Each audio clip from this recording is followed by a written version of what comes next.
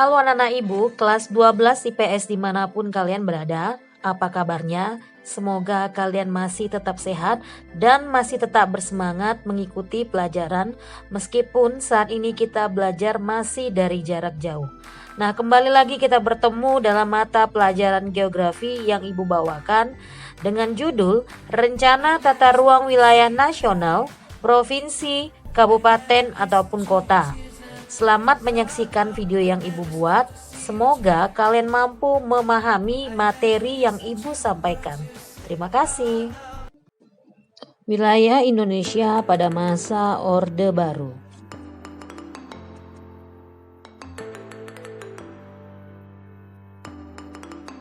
Wilayah Indonesia pada saat ini, kita lihat dari videonya, pertumbuhan wilayah berkembang dengan sangat pesat yang ditandai dengan adanya pembangunan di mana-mana.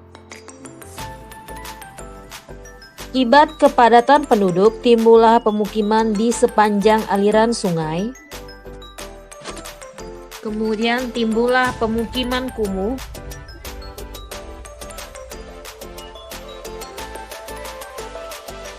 Kemudian terjadilah banjir karena berkurangnya lahan hijau. Kemudian timbullah kemacetan lalu lintas karena daya ruang yang tidak direncanakan. Juga timbullah polusi.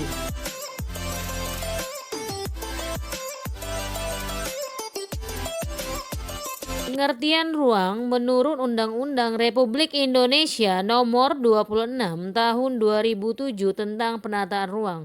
Ruang adalah wadah yang meliputi ruang darat, ruang laut, dan ruang udara, termasuk ruang di dalam bumi sebagai satu kesatuan wilayah, tempat manusia dan makhluk lain hidup, melakukan kegiatan, dan memelihara kelangsungan hidupnya. Rencana tata ruang dibedakan menurut wilayah administrasi pemerintahan. Yang pertama adalah rencana tata ruang wilayah nasional, misalnya pemindahan ibu kota negara. Kemudian yang kedua, rencana tata ruang wilayah provinsi, misalnya reklamasi pantai di Jakarta. Yang ketiga, rencana tata ruang wilayah kabupaten dan rencana tata ruang wilayah kota, misalnya pembangunan Bandara Kuala Namu.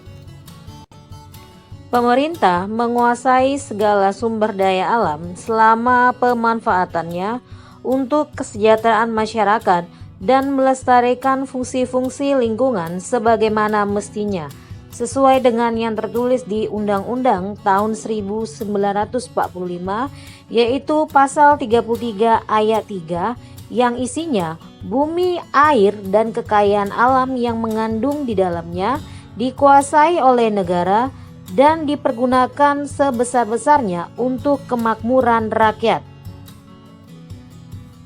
Permasalahan yang dihadapi dalam penetapan tata ruang wilayah. Yang pertama, meningkatnya kebutuhan tanah untuk kegiatan pembangunan, sehingga semakin lama tanah akan semakin sempit. Yang kedua, terjadinya alih fungsi lahan disebabkan konflik kepentingan antar sektor, misalnya kehutanan, pertambangan, lingkungan, dan lain-lain. Yang ketiga, konflik antar wilayah baik pusat ke daerah atau antar daerah. Yang keempat, penggunaan ruang tidak sesuai dengan peruntukannya, misalnya hutan kota dijadikan lahan pemukiman. Dan yang terakhir, menurunnya luas kawasan yang berfungsi lindung, misalnya tadi hutan kota, kemudian taman kota. Beberapa alasan pemerintah melakukan penataan wilayah adalah: 1. Perlunya ketersediaan lahan untuk kepentingan umum, misalnya jalan, jaringan listrik, jaringan air, dan lain-lain. Apabila lahan diserahkan kepada pihak swasta atau pribadi, maka ketersediaan lahan untuk umum tidak akan terpenuhi. Yang kedua, terdapat faktor eksternal dari kegiatan manusia yang berdampak buruk seperti polusi dari industri bagi kesehatan, sehingga perlu adanya pengaturan lokasi industri. Yang ketiga, Perlunya pengetahuan tentang nilai guna untuk masa yang akan datang. Yang keempat, kemampuan masyarakat yang berbeda dalam menguasai lahan, misalnya lahan untuk tempat tinggal. Dan yang terakhir, pada beberapa masyarakat menilai bahwa pemanfaatan dalam jangka pendek dibandingkan jangka panjang lebih penting jangka pendek. RT RW dilaksanakan berjenjang mulai dari tingkat nasional, provinsi, hingga kabupaten ataupun kota karena setiap wilayah di Indonesia memiliki karakteristik yang berbeda-beda. Dengan pembentukan RT RW di setiap daerah, diharapkan pemerintah daerah dapat menyesuaikan dengan potensi dan karakteristik yang ada. Rencana Tata Ruang Wilayah Nasional adalah arahan kebijakan dan strategi pemanfaatan ruang wilayah negara yang dijadikan acuan perencanaan jangka panjang. Rencana Tata Ruang Wilayah Nasional merupakan satu pedoman untuk penyusunan rencana pembangunan jangka panjang nasional. Yang kedua, penyusunan rencana pembangunan jangka menengah nasional.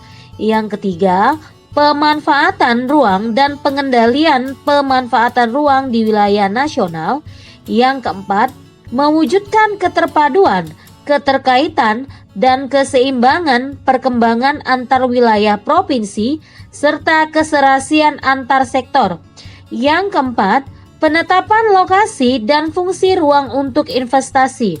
Yang kelima, penataan ruang kawasan strategis nasional. Dan yang keenam, penataan ruang wilayah provinsi dan kabupaten ataupun kota. Rencana Pola Ruang merupakan rencana distribusi peruntukan wilayah nasional yang meliputi kawasan lindung nasional dan kawasan budidaya yang memiliki nilai strategis nasional. Pola ruang wilayah nasional berfungsi sebagai alokasi ruang untuk kawasan lindung nasional dan budidaya bagi berbagai kegiatan ekonomi, sosial, dan lingkungan. Pola ruang nasional berfungsi sebagai pengatur keseimbangan dan keserasian ruang. Muatan RT RW nasional yang pertama adalah tujuan, kebijakan, dan strategi penataan ruang wilayah nasional. Yang kedua, rencana struktur ruang wilayah nasional.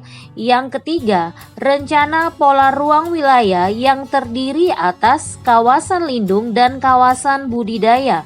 Yang keempat, penetapan kawasan strategis nasional. Yang kelima, arahan pemanfaatan ruang wilayah jangka pendek dan menengah. Dan yang keenam, arahan pengendalian pemanfaatan ruang wilayah nasional. Oke, demikian dulu materi yang sudah Ibu sampaikan mengenai rencana tata ruang wilayah nasional, provinsi, dan kabupaten kota. Jikalau ada materi yang kurang bisa kalian pahami, kita bisa berdiskusi di grup kelas atau juga kalian boleh chat Ibu secara pribadi. Oke anak-anak Ibu, sampai di sini dulu pertemuan kita. Semoga kalian masih tetap semangat mengikuti kegiatan belajar mengajar kita. Sampai jumpa untuk pertemuan selanjutnya. Salam sehat dan tetap semangat.